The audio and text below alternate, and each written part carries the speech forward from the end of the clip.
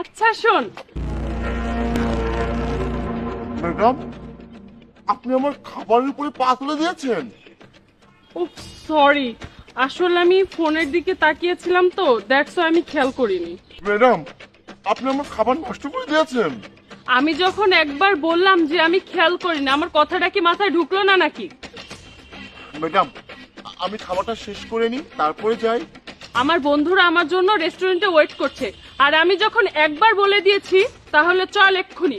আমি তোকে এমনি এমনি বেতন দিই না, ঠিক আছে? তোর খিদে লেগেছে যখন, আমাকে রেখে এসে তারপরে খাবি। ম্যাডাম, খাবারটা শেষ করতে মাত্র 10 মিনিট লাগবে। 10 মিনিট পরে যায় না? 1 মিনিট, তোর খাবারের বাটিটা আমাকে দে তো।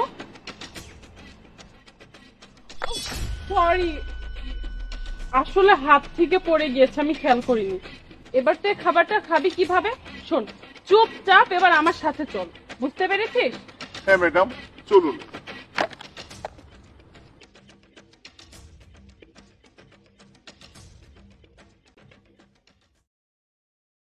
স্যার, আপনি ফাইলটা ভালো করে দেখে যাবেন প্লিজ, আর ডিলটা ওকে করে দেবেন।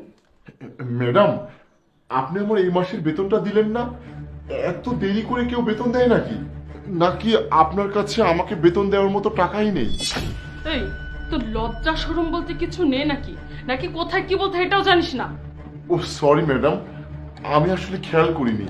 দেখুন সামিয়া ম্যাডাম, আপনি আমাদের কোম্পানির সাথে এত বড় একটা ডিল করতেছেন, আমাদের পেমেন্ট আমরা পাবো তো ঠিকঠাক মতো?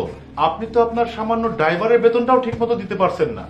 ডোন্ট ওয়ারি স্যার, আপনারা আপনাদের পেমেন্ট নিয়ে কোনো টেনশন করবেন না, টাইম মতো সব পেমেন্ট করে দিব। অ্যাকচুয়ালি ওর মুখে যা আসছে ও তাই বলছে, আপনি ওর কথায় কান দিবেন না প্লিজ। ওয়েল, আমি একটু ডিসকাস করে সন্ধ্যা থেকে আপনাকে জানিয়ে দেবো। আপনার ডকুমেন্টগুলো আপনার কাছে রাখুন, আমার প্রয়োজন হলে আমি চেয়ে নেব। এটা কি হলো? তুই আমার ক্লায়েন্টের সামনে আমার সাথে এমন জঘন্য আচরণ করলি কেন? একটুখানি চুপ থাকতে পারলি না? তোর জন্য আমার ডিলটা ক্যান্সেল হয়ে গেল। কি এমন হয়েছে? 2 দিন বেতন দিতে লেট হয়েছে তো? সরি ম্যাডাম, আমি আসলে খেয়াল করতে পারিনি। ঠিক ওই দিন আপনি যেমন খেয়াল করতে পারেননি, ভুল করে আমার খাবারের উপর পা তুলে দিয়েছিলেন। ম্যাডাম, আমি কিন্তু খুব ভালো করে জানি ওই দিন আমাকে ছোট করার জন্য আপনি ওইগুলো করেছিলেন। ওই জন্যই আপনি ঠিক যেমনটা করেছিলেন আমাকে ছোট করার জন্য, আমিও ঠিক ওই পদ্ধতিটাই অবলম্বন করলাম। ও আচ্ছা, তাই? তুই আমার সামনে এসে এত বড় বড় কথা বলছিস? এই, তুই জানিস আমি চাইলে তোর কি করতে পারি? হ্যাঁ ম্যাডাম, জানি। আপনি অনেক বড় কোম্পানির মালিক, আর আপনি গরিবদের উপরে অত্যাচার করেন। আর আপনার কোম্পানিতে চাকরি করে আপনার সুইপার, ও আমাদের পাড়াতেই থাকে। ও আমাকে একদিন বলেছিল আপনি গরিবদের উপরে কিরকম ভাবে অত্যাচার করেন। ও আমাকে বলেছে যে আপনি কতটা অভদ্রভাবে ওর সাথে আচরণ করেছেন। হ্যাঁ, আমি গরিবের উপর অত্যাচার করি, তাতে কি হয়েছে? আমি এগুলো করি কারণ আমার ভালো লাগে আর আমার মনকে শান্তি দিতে পারি। আমি ফিল করতে পারি যে আমি সত্যি অনেক বড় লোক। তোমাদের থেকে আমাদের স্ট্যাটাস না অনেক বড়। যখন তোমাদের মতো গরিবদের চোখ দিয়ে পানি পড়ে না, তখন আমি আরো বেশি শান্তি পাই। ম্যাডাম, আপনাদের মতো বড়লোকদের আজব আজব শখ থাকতেই পারে, কিন্তু আজকে আপনি তো এক্সপোজড হয়ে গিয়েছেন। এক্সপোজ মানে? মানে ওই যে ডাইনিং টেবিলের উপর যে ফোনটা দেখছেন না, ওই ফোনটা আমি ভিডিও সেট করে রেখেছি।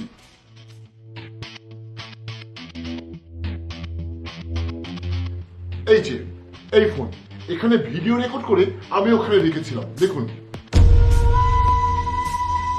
আর এটার মধ্যে আপনার ভিডিও অলরেডি রেকর্ড হয়ে গিয়েছে। আপনি যা যা বলেছেন সবকিছু রেকর্ড হয়েছে। আপনি নিজের মুখে স্বীকার করেছেন আপনি গরিবদের উপরে কিভাবে অত্যাচার করেন আর ওদের সাথে কিরকম আচরণ করেন। ম্যাডাম, এই ভিডিওটা কিন্তু এখন আমি ভাইরাল করে দেব, আপনার কোম্পানিকে আমি তছনছ করে দেব। আপনি জানেন কি জানেন না সেটা আমি জানি না সোশ্যাল মিডিয়ার পাওয়ার সম্পর্কে। আরে শুনুন, জাহিদ, কোথায় তুমি?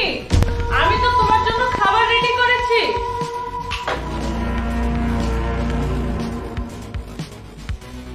এতক্ষণ লাগলো কেন? খাবারটা তো ঠান্ডা হয়ে যাচ্ছে, খেয়ে নাও। আরে 5 মিনিটের জন্য একটু রেস্ট করছিলাম, মাত্রই তো বাসায় আসলাম। আচ্ছা ঠিক আছে, আরামে খেয়ে নাও, অনেকদিন পরে তুমি বাসায় এসেছো। এবার তোমাকে আমি ইচ্ছা মতো আমার নিজে হাতে রান্না করে খাওয়াবো। আমার তো পানি পিপাসা লেগেছে। ঠিক আছে, তুমি খেতে থাকো, আমি নিয়ে আসছি। আচ্ছা ঠিক আছে। স্যার, আপনি এই খাবারটা খাবেন না। আরে কখন থেকে না খেয়ে আছে আমি, আমার খুব ক্ষুধা লেগেছে। স্যার, আপনি আমার কথা বিশ্বাস করবেন কিনা আমি জানি না, যখন আপনি ঘুমাচ্ছিলেন তখন ম্যাডাম খাবারের মধ্যে সিরিজ দিয়ে কিছু একটা মিশাচ্ছিল, আর সেটা আমি বুদ্ধি করে এই প্লেটে ঢেলে নিয়েছি। দেখুন। আরে কি বলছিস তুই? সামিয়া এসব করবে কেন? আর ও ইনজেকশন করে এই খাবার কিভাবে খাবো আমি তো? স্যার, সেটা তো আমি বলতে পারবো না, আর এটা কি সেটাও বলতে পারবো না, কিন্তু ম্যাডাম কিছু তো একটা ইনজেকশনের মাধ্যমে মেশাতে ছিল। আমি জানি তুই মিথ্যে কথা বলবি না, কারণ তুই সেই ছোট থেকে আমাদের বাসায় কাজ করিস। আচ্ছা ঠিক আছে, আমি দেখছি কি করা যায়। আমি এটা খাবো না, কিন্তু ওর সামনে আমি নাটক করব যাতে সত্যিটা বের হয়ে আসে। ঠিক আছে, তুই যা। ঠিক আছে স্যার।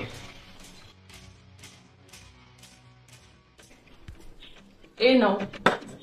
কি ব্যাপার জাহিদ, তুমি এখনো খাবার খাওনি কেন? তুমি তো বলেছিলে তোমার নাকি খুব ক্ষুধা লেগেছে। নাও, খেয়ে নাও, খাবারটা শেষ করো। সামিয়া, যখন আমাদের বিয়ে হয়েছিল না, আমরা প্রেম করতাম, আর আমরা যখন রেস্টুরেন্টে খেতে যেতাম, তোমার মনে আছে খাবারের প্রথম বাইটটা কে খেত? হ্যাঁ, আমার মনে আছে, আমি তো খেতাম। চলো না আমরা সেই পুরাতন স্মৃতিগুলোকে আবার নতুন করে জীবিত করি। আরে, খারাপ সময় স্মৃতি মনে করতে নেই, দাফন করে দিতে হয়। খারাপ সময় মানে? তখনই তো তুমি সেনাবাহিনীর চাকরিটা পেয়েছিলে। যদি চাকরিটা না পেতে তাহলে আমাদের জীবন কত সুন্দর চলতো বলো তো। এই জন্যই তো তুমি এখন আমাকে সময় দিতে পারো না। যাই হোক, খাবারটা খেয়ে নাও, খাবার ঠান্ডা হয়ে যাচ্ছে। তোমার কথার মানে ঠিক বুঝলাম না, তুমি কি বলতে চাচ্ছ? তুমি কি আমার সঙ্গে খুশি নও? হ্যাঁ, আমি সুখী। জানি তোমার ওইখানে আমাকে ছাড়া থাকতে অনেক কষ্ট হয়, আমি তো বুঝি। তুমি ওইখানে যখন যাও মনের উপরে পাথর চাপা দিয়ে যাও। জানি না তুমি কি বলছো। নাও, খাবারটা খেয়ে নাও। শোনো, তুমি যতক্ষণ না পর্যন্ত প্রথম বাইটটা নেবে ততক্ষণ পর্যন্ত আমি খাবো না। তোমাকে বললাম না খাবারটা খেয়ে নিতে, এত নাটক করছো কেন? সামিয়া, তুমি তো আজ পর্যন্ত কখনো আমাকে রাগ দেখাওনি। কখনো রাগাওনি তাই রাগ দেখোনি, আজকে রাগিয়ে দিয়েছো তাই রাগ দেখাচ্ছি। তুমি বলতেছিলে না যে তোমার ক্ষুধা লেগেছে, তাহলে এখন খাবার দিচ্ছে খাচ্ছ না কেন? দেখো, তুমি জিদ করছো, এখন আমিও জিদ করব। তুমি যতক্ষণ না খাবে ততক্ষণ আমিও খাবো না। আমি আগে খেয়ে নিয়েছি। আরে এতটুকু খেলে কিছু হবে না, এই নাও আমি তোমাকে খাই দিচ্ছি। না না, আমি খাবো না। কেন, কি হয়েছে? কারণ এতে বিষ আছে। বাহ, আমি আগের থেকে জানতাম যে এই খাবারটাতে বিষ আছে। শুধু তোমার মুখ থেকে স্বীকার করানোর জন্য এতক্ষণ ধরে নাটক করছিলাম। কি? হ্যাঁ, তোমার বুঝতে সুবিধাই হবে। শোনো, তুমি যখন এই খাবারে বিষ মেশাতে চেয়েছিলে, তুহিন সেটা দেখে ফেলেছিল, তাই তুহিন অন্য একটা প্লেট এই প্লেটের উপরে ধরেছিল, আর ওই বিষটা ওই প্লেটের উপরে পড়েছে। তারপর তুহিন আমাকে এসে এইসব কিছু বলে। আমি আর তুহিন জানতাম না যে তোমার মাথায় কি আছে আর তুমি কি করছিলে, তাই তোমাকে ধরার জন্য এই প্ল্যানটা করেছি। আর দেখো না, প্ল্যানটা সাকসেসফুল হয়ে গিয়েছে। আরে না না, আমি আসলে ওইভাবে বলতে চাইনি। আমি তো মজা করে বলেছিলাম যে এই খাবারে বিষ আছে। ও আচ্ছা, তাই নাকি? তাহলে আমি একটা কাজ করি। তুমি যখন ওই যে জিনিসটা মেশাতেছিলে, তুমি তো বলছো যে ওটা বিষ না, তাহলে একটা কাজ করি, ওই জিনিসটাকে পরীক্ষা করে দেখি। হ্যাঁ, ওইটা তুমি একটু চেখে দেখো, ঠিক আছে? তাহলে আমি তুহিনকে ডাকছি। না না। আরে কি হচ্ছে, তুহিনকে ডাকি সত্যি সত্যি? আরে ডাকতে হবে না। তাহলে তুমি সত্যিটা বলো। কারণ আমি তোমার উপরে বিরক্ত হয়েছি, তোমার দ্বারা আমি অত্যাচারিত হয়েছি। অত্যাচারিত মানে? আরে আমি তো সবসময় বর্ডারে থাকি, আমি তো ঠিক মতো বাড়িতেই আসি না, তাহলে আমি তোমার উপরে অত্যাচার কখন করলাম? হ্যাঁ, তুমি বাইরে থাকো, ওটাই হচ্ছে আমার সব থেকে বড় অত্যাচার। আমার প্রত্যেকটা বান্ধবীর হাজবেন্ড আছে, তারা প্রতিটা সপ্তাহে এখানে ওখানে ঘুরতে যায়, আর দেখো এখানে শুধু তোমার সাথে এতটুকু কথা হয়, এটা অনেক ব্যাপার। শোনো সামিয়া, তোমার ওই যে বান্ধবীগুলো, ওরা যে স্বামীর সাথে এখানে ওখানে নিরাপদ ভাবে ঘুরে বেড়াতে পারছে না, সেটা কিন্তু আমাদের জন্যই। কারণ আমরা তাদেরকে নিরাপত্তা দেওয়ার জন্যই বর্ডারে অক্লান্ত পরিশ্রম করি। আর একটা কথা, তুমি তো বিয়ের আগে থেকেই জানতে যে আমি সেনাবাহিনীতে চাকরি করি, আর তুমি তো এটাও জানতে যে যা কিছু হয়ে যাক না কেন আমি কখনো চাকরি ছাড়বো না। দেখো, এত কথা বলে লাভ নেই, কারণ আমি তোমাকে যা কিছুই বোঝাই না কেন তুমি বুঝবে না। তাই আমার আর তোমার সঙ্গে সংসার করার ইচ্ছা নেই, তুমি আমার বাড়ি থেকে চলে যাও। তা না বলে আমি পুলিশ ডাকবো। না না জাহিদ, আরে যাও তো।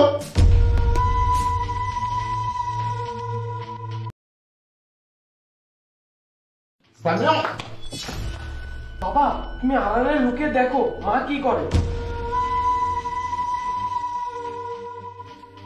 মা, এই, তুই আমার রুমে কি করছিস? তোকে না আমি বলেছি তুই যখন তখন আমার রুমে আসবি না। মা, আমি ঘরের সব কাজ শেষ করে ফেলেছি, এটাই বলতে এসেছিলাম। এই এই কথা তুই তো আমাকে পরেও বলতে পারতি, ঘুমের মধ্যে এসে ঘুমটা ডিস্টার্ব করলি কেন? তুই জানিস না আমরা এই সময় পার্সোনাল টাইম কাটাই।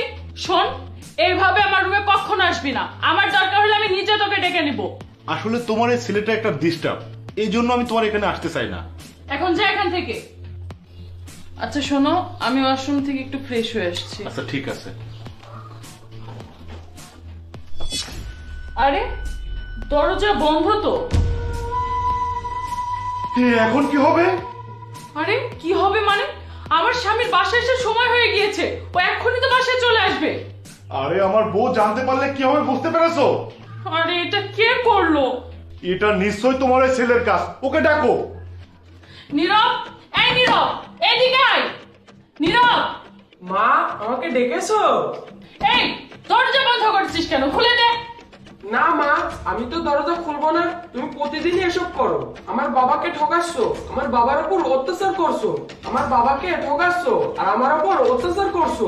প্রমাণ ছাড়া তো কিছু হবে না, তাই আমি আজকে প্রমাণ দেখেছি। আজ এসব বাবা হাতে নাতে ধরবে। এই আমি যে তোকে থেরাপি দিই, এটা কি ভুলে গিয়েছিস? আমি বলছি তুই দরজা খুলে দে, না হলে তোকে কিন্তু আমি মেরে ফেলবো। এই সুযোগ আর তুমি পাবে না। আজ বাবা এসে হাতে নাতে ধরবে আর আমি দেখবো। এই আমরা তো ফেসে গেছি, কিছু একটা করো। বাবা, আমার লক্ষ্মী বাবা, আমি তোকে আজকের পর থেকে মারবো না, তুই যা চাবি আমি তোকে তাই দিব। বাবা তুই আমার নিজের ছেলের মতো, আজকের মতো দরজাটা খুলে দে না। এই যে বাবা, আমি কান ধরছি, আমি তোকে দিয়ে আর কখনো পার্টি পাবো না। আমি কথা দিচ্ছি এখানে আমি কখনো আসবোই না। আচ্ছা তুই ভালো করে খুলবি না তাই না? আমি বলছি খোল, খোল বলছি। হ্যাঁ, দরজা খুলেছি, আর তার সাথে সাথে তোমার আসল চেহারাটাও খুলেছি। বাবা দেখো, তুমি তো আমার কথা বিশ্বাস করো না, আজ তো দেখলে সবটা। হ্যাঁ বাবা, আমি দেখেছি। এই চরিত্রহীনা নষ্টা, তুই পর পুরুষ নিয়ে এসে আমার ঘরে মজা করিস আর আমার ছেলের উপরে অত্যাচার করিস। আমি তো বিশ্বাসই করতে পারিনি যে তুই এত খারাপ। আমি তো মনে করি যে সৎমাকে নীরব মেনে নিতে পারে না, তাই ও আমাকে মিথ্যা কথা বলে। কিন্তু এখন তো দেখছি তুই একটা নষ্ট মেয়ে। আমি তো তোকে বিয়ে করে ভুল করেছি, তুই আমার টাকা দেখে আমাকে বিয়ে করেছিস, আর আমি বাসায় না থাকলে তোর এই প্রেমিককে তুই বাসায় নিয়ে আসিস, আর আমার টাকা তুই ওকে দিস। আমার ছেলেকে তুই বাসার কাজের ছেলে বানিয়েছিস, আর তুই হয়েছিস রানী। কিন্তু শোন, চোরের 10 দিন হলেও গেরেস্তের 1 দিন হয়, আর আজকে সেই দিনটা। আরে তোমার ছেলে মিথ্যা বলছে, সব ওর ষড়যন্ত্র। ওইটা তোমার বন্ধু আমার সাথে দেখা করতে এসেছিল, তোমার ছেলে প্ল্যান করে আমাদের ঘরে ঢুকিয়ে বাইরে থেকে দরজা বন্ধ করে দিয়েছে। এসব তোর এই যুক্তিহীন মিথ্যা কথা আর বলিস না। আমার ছেলে কি তোদের শক্তির সাথে পারবে যে সে জোর করে তোদের দুজনকে রুমের মধ্যে ঢুকিয়ে দিয়ে তোদেরকে বিছানায় শুয়ে দিয়েছে? এসন, তোরা দুজন এক্ষুনি আমার বাড়ি থেকে বের হয়ে যা। জাহিদ, আমি ভুল করে ফেলেছি, আমাকে ক্ষমা করে দাও। তোর কোনো ক্ষমা নেই। দুশ্চরিত্রা নষ্ট মেয়েকে আমি আমার বাড়িতে রাখবো না। আমার ছেলের কষ্টের কারণ হয়েছিস তুই, তোকে আমি আর বাড়িতে রাখবো না, কারণ আমি আমার ছেলের কষ্ট আর চাই না। বের হয়ে যা।